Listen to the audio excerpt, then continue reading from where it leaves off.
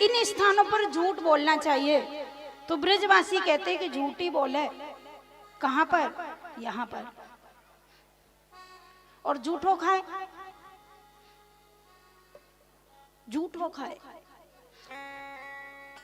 झूठा खाना खराब है। भोजनम तामस प्रियम उच्छिष्टमपि, उच्छिष्ट खाना, झूठा खाना दोष है। पर हमारे ब्रजवासी कहते हैं झूठा खाना चाहिए, पर किसका? दुनिया वालों का नहीं, ठाकुर जी का झूठा खाना चाहिए। आपके घर में कोई भी भोजन बने, कोई भी पकवान बने, आपके घर में पहली रोटी बने तो गाय को दे दो, और भोजन जो बना है ठाकुर जी की अलमारी में तुलसी दल छोड़ के ठाकुर जी का भोग लगाओ, उसके बाद सबको खिलाओ, तो तुम सबकी बुद्धि में विकृति नहीं आएगी, भगवान का प्रसाद हो जाएगा। और वह भोजन जब प्रसाद बन जाएगा, आप उसे ग्रहण करेंगे तो आपको उसको ग्रहण करने से आपके सारे पाप नष्ट हो जाएंगे और आपका मन शुद्ध हो जाएगा।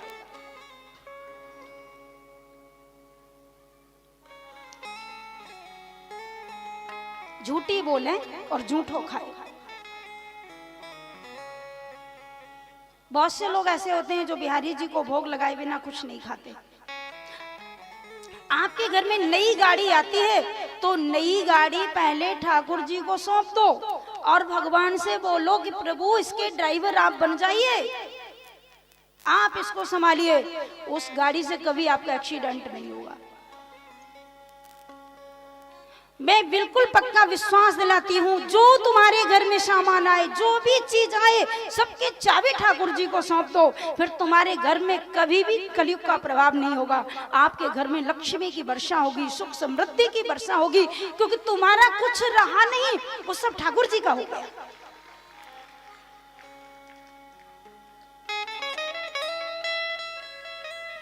और इसको गोस्वामी तुलसीदास बाबा लिखते हैं कि तुम ही निवेदित भोजन करही, रूखा सूखा जो भी खाओ तुलसी दल छोड़ के भगवान को खिलाओ।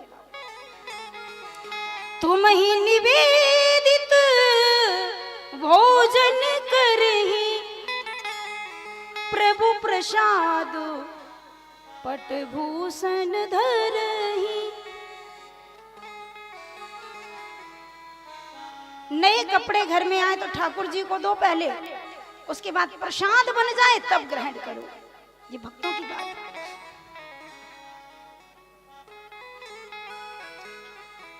मुझे एक छोटी सी बात याद आ गई। हमारी ब्रज में बिहारी जी की जितनी मान्यता है उतनी और कहीं नहीं। 84 कोस का ब्रज है, हम लोग भी ब्रजवासी हैं, हम लोग ब्रज से दूर नहीं, इसीलिए तो हमारा ये सब ब्रज है। और ब्रज में बांके बिहारी की हर समय चर्चा होती रहती है। हम सब लोग ब्रजवासी हैं।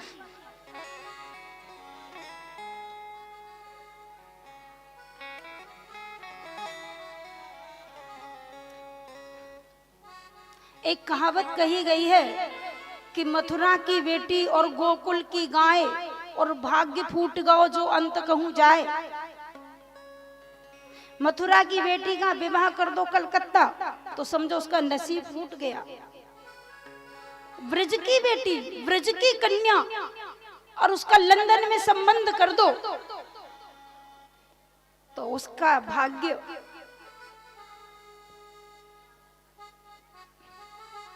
अच्छा नहीं है। गोकुल की गाय, ब्रज की गैया, ध्यान देना, ब्रज की गाय ब्रज को छोड़ के कहीं नहीं जाती। बड़ी मान्यता है ब्रज की। मथुरा में एक ब्रजवासी रहते थे, उनकी एक बेटी थी, बहुत पढ़ी लिखी थी, बहुत पढ़ी लिखी। उन्होंने सोचा कि मैं अपनी बेटी का संबंध बहुत अच्छे घर में करूंगा, ध्यान देना। और उन्होंने अपनी बेटी का संबंध अमेरिका में कर दिया। अमेरिका, अमेरिका में धनवान लोग रहते हैं। अरबों खरबों की संपत्ति, 10-10 गाड़ियां घर में, 20-20 बंगले, नौकर नौकरानी, बड़ी आधुनिक व्यवस्थाएं, बहुत उन्नति की ओर जा रही हैं, सब कुछ। करीब 3-4 दिन उस बेटी को जब अमेरिका में हुए तो उसको ठीक नहीं लगा। उसने जब देखा वहाँ हमारे यहाँ जो ठाकुर जी की पूजा अर्चना जो होती है वो और देशों में नहीं है। अरे ये भारत भूमि तो संतों की भूमि है, ऋषि मुनियों की भूमि है, और ये ब्रज भूमि है। जो हमारे देश में जो सुलभ है भगवान की कथा, भगवान की चर्चा, वो दूसरे देशों में नहीं है। पैसा तो बहुत है,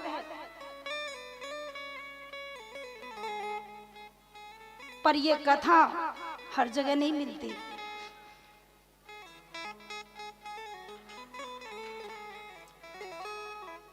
तो वो बेटी जब अमेरिका गई तो बड़ा सुंदर प्रसंग है। 4-5 दिन अमेरिका रुकी और उसने अपने पिताजी को फोन किया कि पिताजी तुमने मेरे लिए घर बहुत अच्छा देखा, बर बहुत अच्छा देखा, सुख संपत्ति बहुत अच्छी देखी, मैं बिल्कुल ठीक हूँ, पर एक ही परेशानी है। क्या परेशानी है? तो उस बेटी ने फोन में कहा कि इस घर में मुझे बासी रोटी खाने को मिलती है।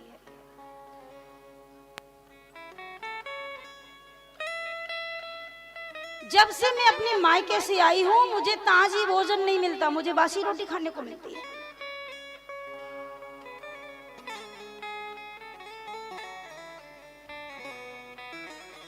अब कोई पिता अपनी बेटी की ये बात सुन सकता है? इतना दहेज दिया, करोड़ों रुपया दिया। पिताजी तुरंत अमेरिका पहुंचे और जा करके बेटी की ससुराल वालों पर टूट पड़े। बोले इतना दहेज दिया, पैसा दिया, गाड़ी दी, सब कुछ दिया, और इस घर में हमारी बेटी की ऐसी इज्जत, वो बासी रोटी खाने को देते हो तुम लोग।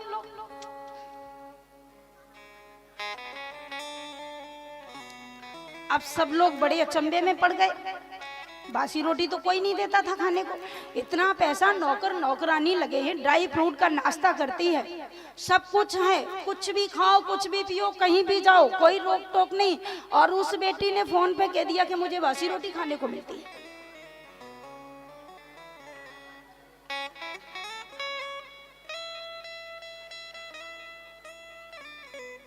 जब वो उस बेटी के ससुर ने पूछा समधी से कि आप कैसे पधारे, क्या बात है, आप क्यों क्रोध में हैं, तो बेटी के पिता ने कहा कि भाई तुम्हारे घर में मेरी बेटी को बासी रोटी मिलती है खाने को। ससुर जी को बड़ा कष्ट हुआ, अपनी बहू को बुलाया और कहा बेटी मेरे घर में बासी रोटी तुम्हें मिलती है, तुमने ऐसे क्यों गलत फोन किया? अरे मेरे यहाँ तो खाना भी नहीं बनाना पड़ता, मेरे यहाँ तो नौकर नौकरानी, इतने सारे होटल, सब घर में ही सारी व्यवस्था, कुछ भी खाओ, फिर बासी रोटी के लिए तुमने कैसे फोन कर दिया? बेटी के पिता ने कहा बेटी तुम झूठ बोल रही हो या ये झूठ बोल रहे हैं, जल्दी बताओ, तुमने मुझे फोन किया कि बासी रोटी मिलती है। तो उसकी बेटी ने कहा पिताजी घर में कोई बात नहीं, कोई परेशानी नहीं, धन खूब है, पैसा खूब है, ड्राई फ्रूट खूब है, मिठाइयाँ खूब है, नाश्ता बढ़िया है, बिस्तर अच्छा है, गाड़ियाँ अच्छी हैं, सारी सुविधाएं हैं, पर तुम्हारी बेटी को तो बासी ही रोटी मिलती है खाने को।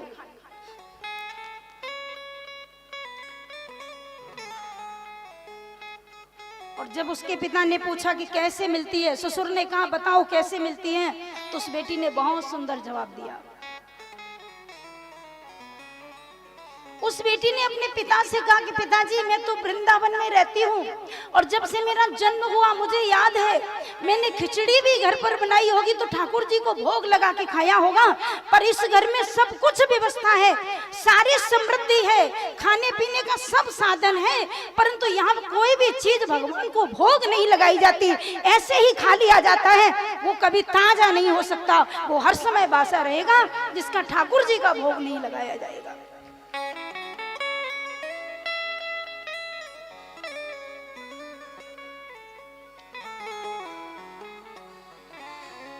जिसको भगवान को नहीं समर्पित किया जाएगा वो ताजा नहीं हो सकता।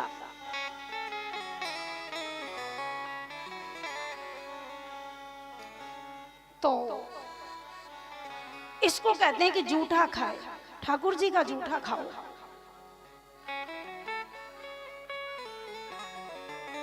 झूठी बोले और झूठो खाए और पर स्त्री को कंठ लगाए। पराई स्त्री को छूना दोष, देखना दोष, बुरी नजर डालना दोष, तो फिर पर स्त्री कौन है?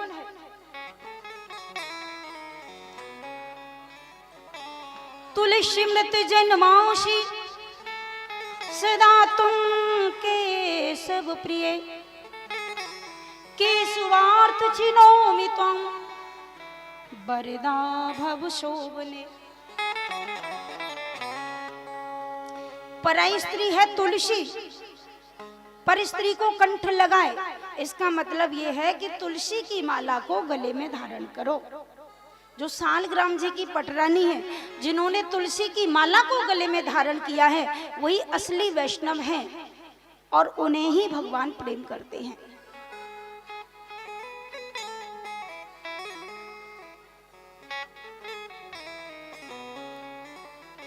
तो ये सब बड़ा सुंदर है।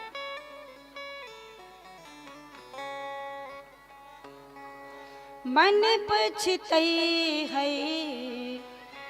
अब सर बीते, मन पछतई है अब सर बीते, मन पछतई है अब सर बीते।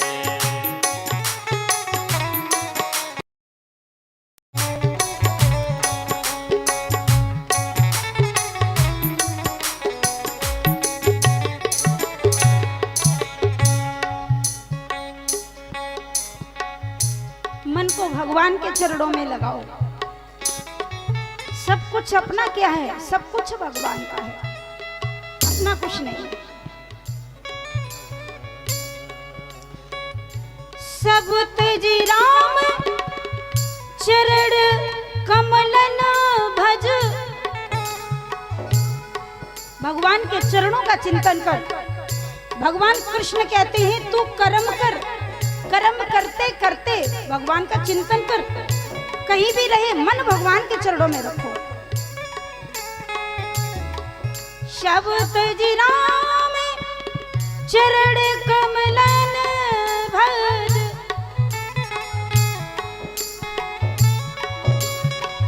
कर्म वचन यरुहिते मन पछतई है अब सर बीते, मन पछतई है अब सर बीते, मन पछतई है अब सर बीते।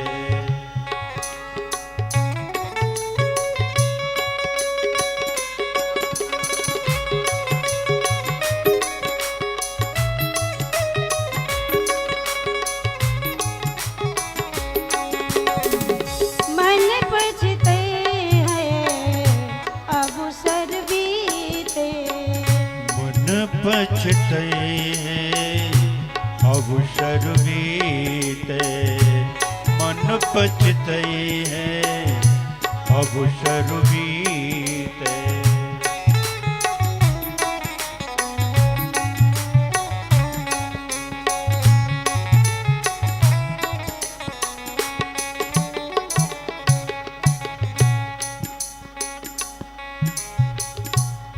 जब चिड़ियों ने चुन खेत लिया, होवत है जो करना है अभी कर लो।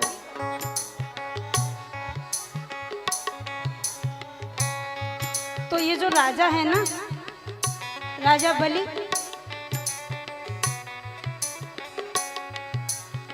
इन्होंने 99 यज्ञ किए और 100वां यज्ञ कर रहे हैं। उसी समय वामन भगवान पधारे।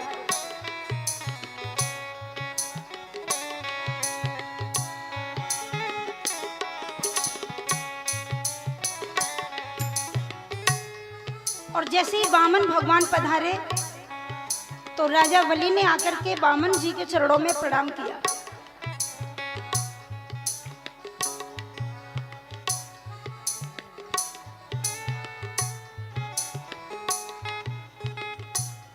देखो, आप लोग जब यज्ञ करते हैं और यज्ञ करने में इतना बड़ा यज्ञशाला है, इतना सब भंडारा चल रहा है, इतना खर्चा हो रहा है, साधु संतों को भोजन हो रहा है और सभी लोगों को ये कथा रूपी अमृत का पान कराया जा रहा है, तो आपके यज्ञ में कोई भी आ जाए, किसी का अपमान मत करना। पता नहीं कौन किस वेश में आ जाए। कभी कभी भगवान ऐसे अटपटे वेश धारण करके आ जाते हैं, तो कभी भी किसी को हीन भावना से नहीं देखना चाहिए। और संतों को यदि आप बुलाएं और वो आपके घर आ जाएं तो कृपा समझो संतों की, लेकिन यदि बिना बुलाए संत तुम्हारे घर आ जाए तो विशेष कृपा है। बिना बुलाए संत।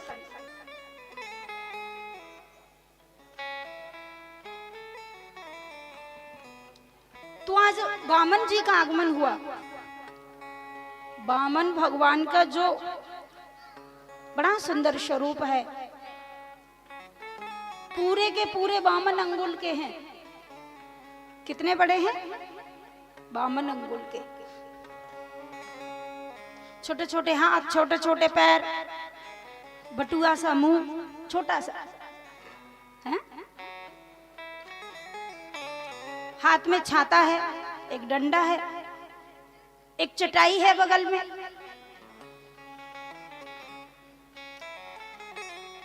और देखो, संत कभी संग्रह नहीं करते। संतों को क्या चाहिए? संतों को कुछ नहीं चाहिए।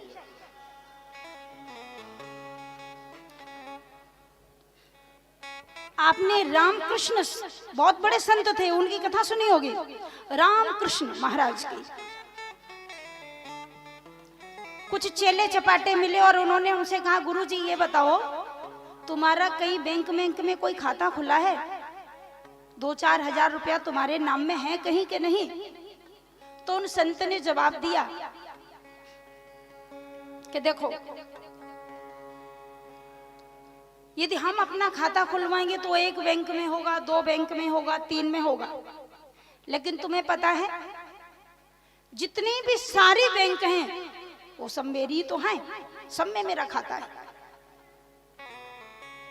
तो किसी ने कहा ऐसे कैसे? तो संत ने कहा, देखो, पिता के बाद संपत्ति पर कब्जा किसका होता है? संतान का। और पिता हमारा कौन है? परमात्मा।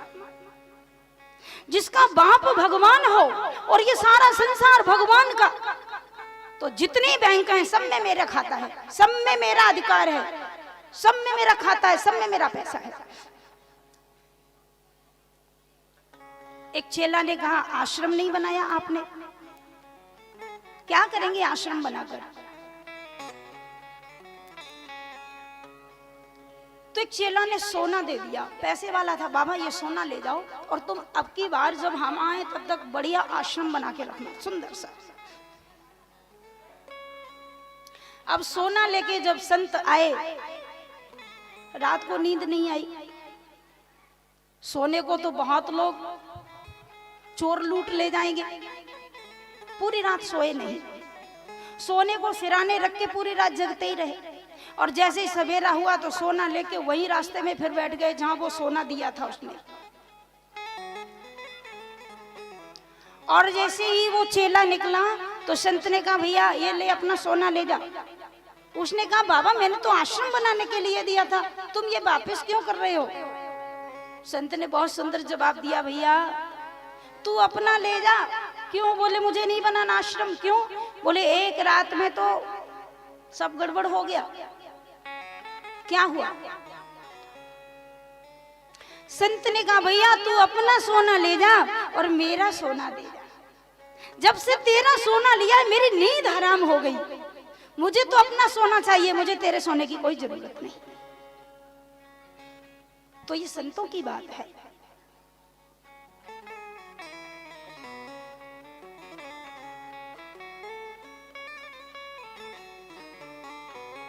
रामकृष्ण माने हुए संत थे। किसी ने कहा बाबा तुमने चेले नहीं बनाए? तो संत जी ने जवाब दिया चेले हैं।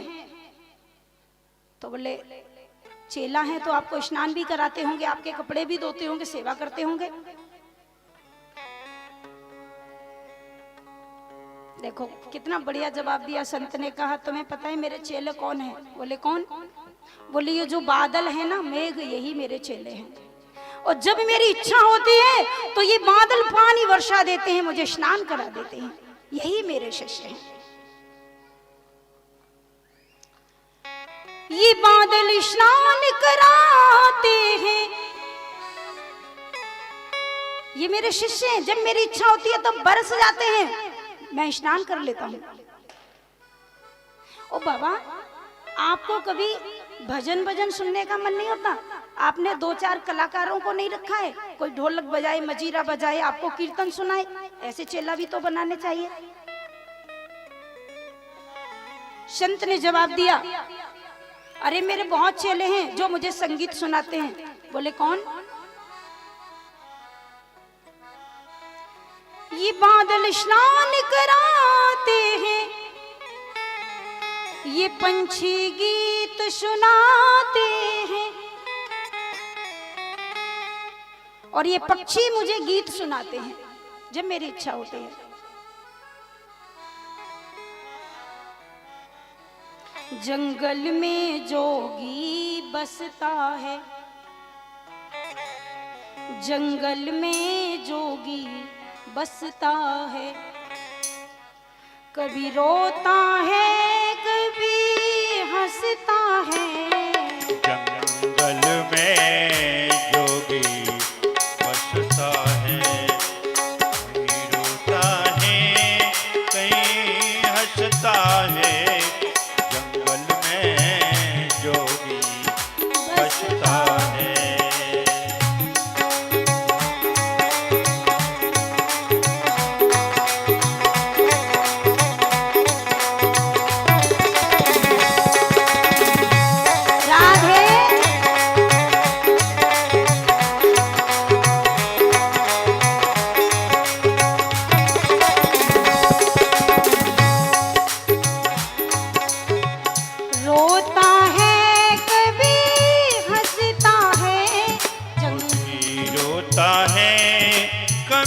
हंसता है, रोता है कभी हंसता है।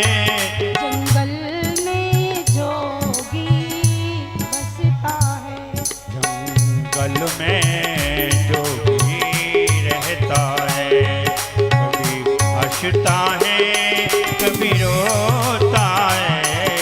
जंगल में जोगी बसता है।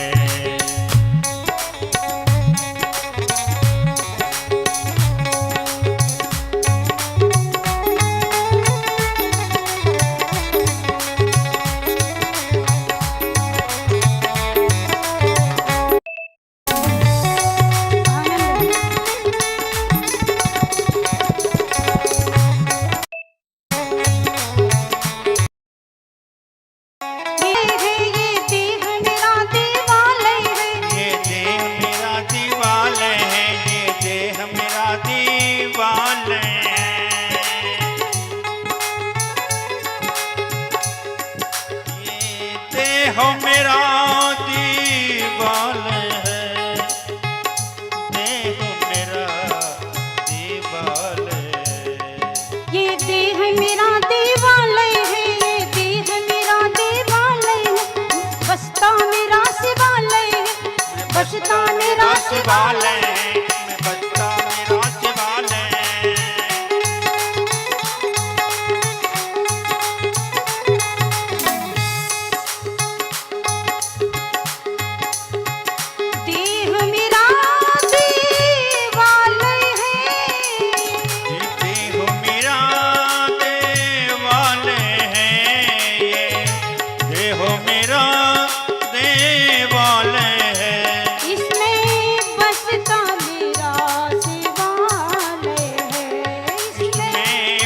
बसता मेरा शिवालय जंगल में जोगी बसता है, जंगल में जो भी बसता है कभी रोता है कभी हंसता है, कभी रोता है कभी हंसता है, कभी रोता है कभी हंसता है, जंगल में जो भी रहता है।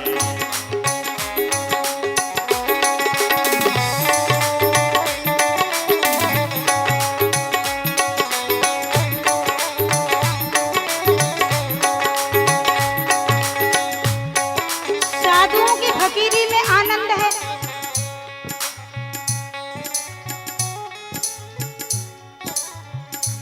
कभी रहता नंगम नंगा है, कभी रहता नंग में नंगा है, कभी रहता नंग में नंगा है, आँखों से बहती गंगा है, आँखों से बहती गंगा है, आँखों से बहती गंगा है,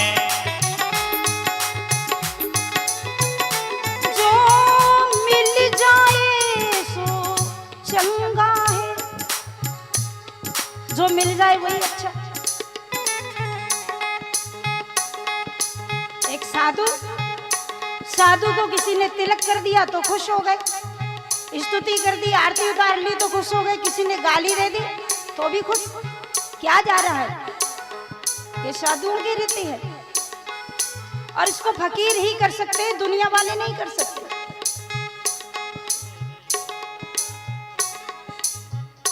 कभी रहता नंगम नंगा है, कभी रहता नंगम नंगा है, आँखों से बहती गंगा है, आँखों से बहती गंगा है, आँखों से बहती गंगा है, जो मिल जाए सो चंगा है, जो मिल जाए तो चंगा है, जो मिल जाए तो चंगा है, जो मिल जाए सो चंगा है।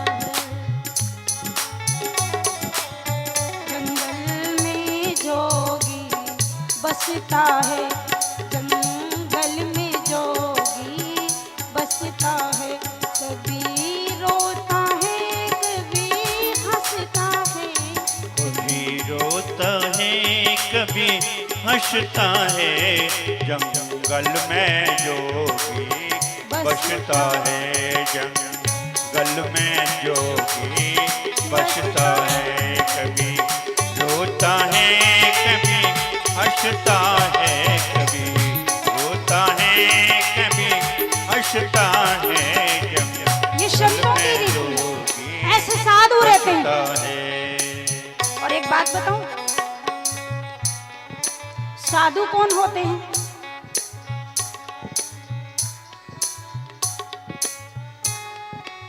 साधुओं में बहुत ताकत होती है। साधु शेर होते हैं, इसलिए तो जंगल में रहते हैं। कोई रह के देखे पसीना छूट जाएगा। साधु रहते हैं, शेर रहते हैं जंगल